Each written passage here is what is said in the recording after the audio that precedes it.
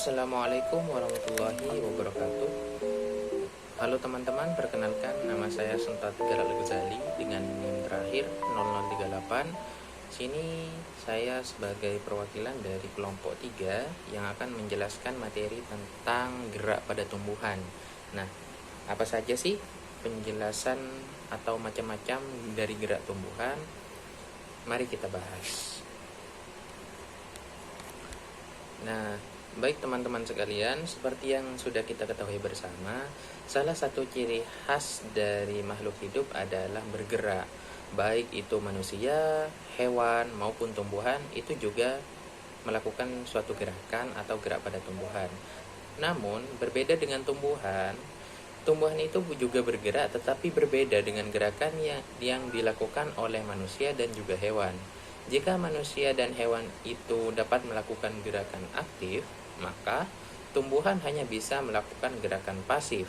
Gerakan pasif pada tanaman dapat terjadi setelah mereka mendapatkan rangsangan atau stimulus. Rangsangan tersebut berasal dari dalam dan juga luar lingkungan dari tanaman tersebut, seperti air, cahaya, gravitasi bumi, dan juga bahan kimia dan sebagainya. Berdasarkan dari sumber stimulasi, macam gerak pada tumbuhan dapat dibagi menjadi dua, yaitu gerakan endonomis dan gerakan eksionom. Nah, gerakan yang pertama yaitu gerakan endonomis. Gerakan ini adalah gerak pada tumbuhan yang disebabkan oleh pengaruh rangsangan yang berasal dari dalam tubuh tumbuhan itu sendiri. Contoh gerakan endonomis adalah gerakan bagian tubuh pada tumbuhan karena perubahan kadar air dalam tubuhnya. Gerakan yang kedua adalah gerakan eksionom. Nah, gerakan ini adalah gerak pada tumbuhan yang disebabkan oleh pengaruh rangsangan yang berasal dari lingkungan luar. Gerakan eksionom terbagi menjadi 3 macam, yaitu yang pertama gerakan tropisme. Gerakan tropisme adalah gerakan pada tanaman yang arahnya dipengaruhi oleh arah rangsangan. Gerakan ini dibagi kembali menjadi dua, yaitu gerakan tropisme positif dan juga gerakan tropisme negatif. Mengapa sih gerakan itu dibagi menjadi dua, gerakan positif dan negatif? Mengapa disebut sebagai gerakan positif? Nah, gerakan positif itu dapat dikatakan ketika tanaman dekat dengan sumber rangsangan, dan dikatakan sebagai gerakan tropisme negatif ketika arah gerakan tanaman menjauh dari sumber rangsangan. Perkenalkan, nama saya Izata Barit Kontril Ilah dengan NIM 221 Pada kesempatan kali ini, perkenankanlah saya menjelaskan sedikit tentang tikmotropisme. Seperti yang telah dijelaskan sebelumnya, tumbuhan mampu bergerak layaknya manusia dan hewan, tetapi pergerakannya berbeda dari manusia dan hewan. Tikmotropisme adalah pergerakan pertumbuhan sel tanaman yang dirangsang oleh sentuhan. Kata tikmotropisme ini berasal dari bahasa Yunani, yakni tikma yang berarti sentuhan. Contoh dari tikmotropisme adalah pertumbuhan tanaman sulur seperti anggur dan tanaman-tanaman lain yang pertumbuhannya merambat. Nah, sulur tanaman akan tumbuh lurus hingga dia menyentuh sesuatu. Adanya kontak sulur tersebut merangsang sulur untuk tumbuh melilit karena terjadi perbedaan kecepatan pertumbuhan. Mengapa demikian? Karena sel-sel yang terkena sentuhan akan memproduksi auksin dan pertumbuhannya menjadi lebih cepat sehingga membengkok dan melilit sumber sentuhan. Contoh lainnya adalah sentuhan angin kencang pada tebing bukit yang membuat pohon-pohon yang tumbuh di sekitarnya memiliki batang yang lebih pendek dan gemuk. Respon perkembangan pertumbuhan terhadap gangguan mekanisme ini biasa disebut tikmomorfogenesis dan umumnya disebabkan oleh peningkatan produksi etilen. Gas etilen inilah yang merupakan hormon yang dibentuk sebagai respon terhadap rangsangan sentuhan yang hebat. Di sini saya akan menjelaskan bagian hidrotropisme, yang dimana hidrotropisme itu bagian tumbuhan karena rangsangan air.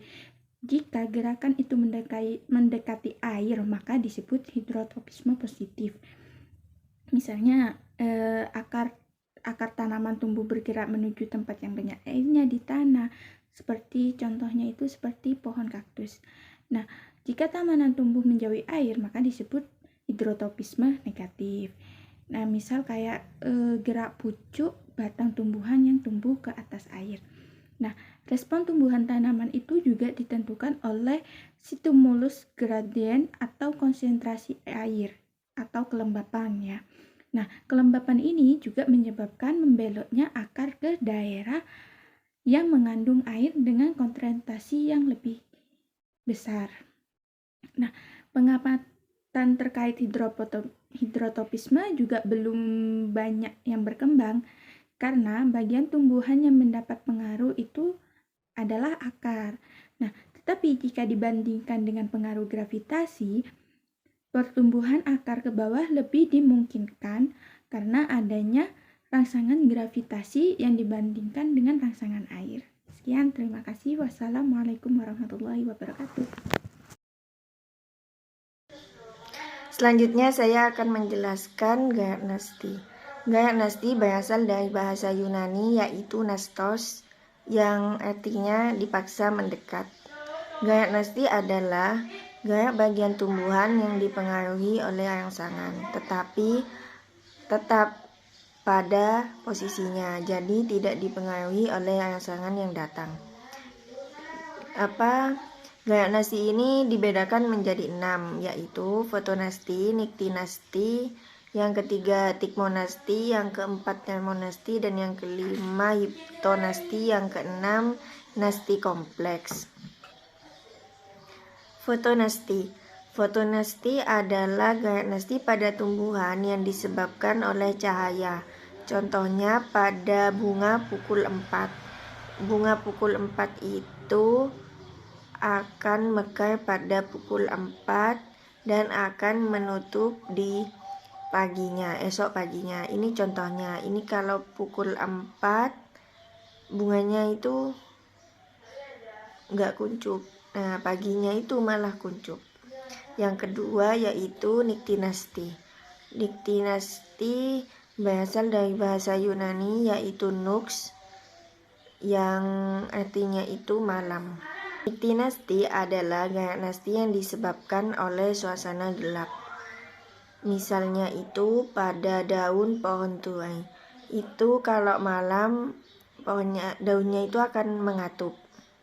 Dan ketika menjelang malam sampai menjelang pagi. Yang ketiga yaitu tikmonasti. Tikmonasti berasal dari bahasa Yunani yaitu tikma, yang artinya sentuhan. Tikmonasti adalah gaya nasti yang disebabkan oleh rangsangan mekanis, yaitu misalnya sentuhan atau tekanan.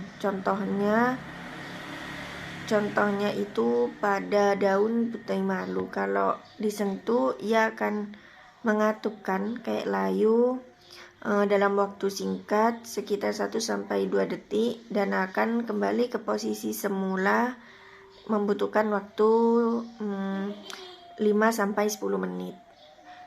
Tikmonasti ini disebut juga dengan seismonasti. Yang keempat yaitu termonasti. Adalah gaya nasti yang disebabkan oleh suhu. Contohnya pada bunga tulip. Yang kelima yaitu haptonasti. Haptonasti adalah gaya nasti yang terjadi pada tumbuhan insektivora yang disebabkan oleh sentuhan hewan atau serangga yang hinggap. Misalnya menutupnya daun pada tanaman Venus. Ini contohnya ya. Tanaman Venus akan menutup kalau ada hewan yang mendekat. Yang keenam yaitu nasti kompleks. nasti kompleks adalah gaya nasti yang disebabkan oleh banyak faktor sekaligus. Contoh gaya cahaya, suhu, zat kimia, dan lain-lain. Contohnya yaitu membuka dan menutupnya stomata. Penjelasan selanjutnya akan dijelaskan oleh teman saya. Nah, untuk gerak selanjutnya yaitu gerak tugor. Gerak ini juga termasuk di dalam gerak tumbuhan. Nah, gerak ini terjadi karena adanya sebab perubahan volume air yang ada di dalam sel. Nah, ketika air masuk nih ke dalam vakuola, maka selnya menjadi turgid. Tetapi kalau airnya berkurang sel, berarti dalam kondisi flacid. Nah, ini contohnya Mimosa pudica atau putri malu. Ini salah satu contohnya gerak turgor, yaitu menutupnya anak daun ketika ada sentuhan tanggapan atau tiupan angin yang keras. Juga bisa dapat menutup daun putri malunya itu. Nah, sekian penjelasan dari kelompok kami, kelompok 3 dalam materi gerak dalam tumbuhan.